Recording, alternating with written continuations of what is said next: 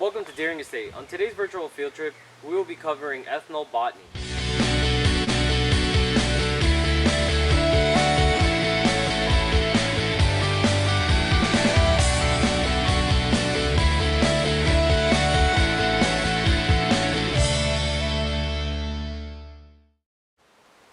So ethnobotany is the study of plants and how different cultures use it to their benefit.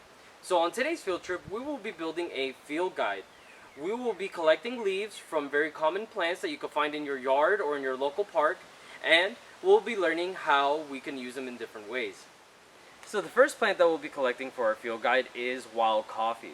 Wild coffee has a few different uses. You could use the sap to treat fungal infections, and you could also use it to treat allergies.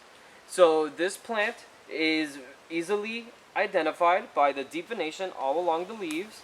The leaves are always this bright green shiny color, and it grows as a shrub.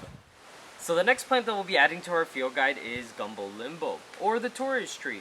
We will be collecting this red peely bark that makes it look like it has a sunburn and adding them to our guides. Gumbo limbo has two different uses. We could use the sap as an insect repellent, and we can use it to treat any kind of rashes that you could have gained from poison ivy or poison wood. So the next plant that we'll be adding to our field guide is lancewood. Lancewood is in the avocado family, and actually when it fruits, it will produce many avocados. But lancewood has many other functions. First, the wood is very flexible and can be used to make bow and arrows. Second, the wood is also used to make charcoal. So the next plant that we'll be adding is paradise tree. Paradise tree is a giant tree, but right now what we're looking at is the sapling. It could be identified by the red new growth, and it has two different functions. First, it could be used to make soap. Second, it also was used to get rid of parasitic worms. So here we can see our guide in progress. We can see how we have taped the leaves and added the facts that we learned about each of the plants.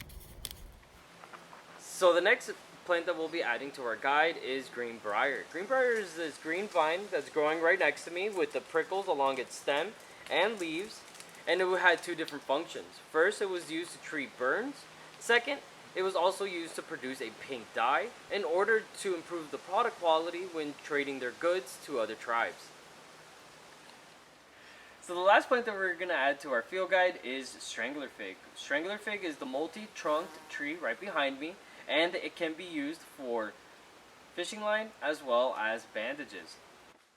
Another use of Strangler Fig is that we could consume the figs. Figs are not fruits. They are actually full of many flowers on the inside. When a wasp comes and pollinates these flowers, they also lay their eggs. The larvae hatch and consume the flowers. So when wildlife eats a fig, they're not just eating the sugar produced from the flower, but they are also eating the protein from the larvae. This makes this a very nutritious snack, not just for wildlife, but humans as well. Thank you for joining us on today's virtual field trip.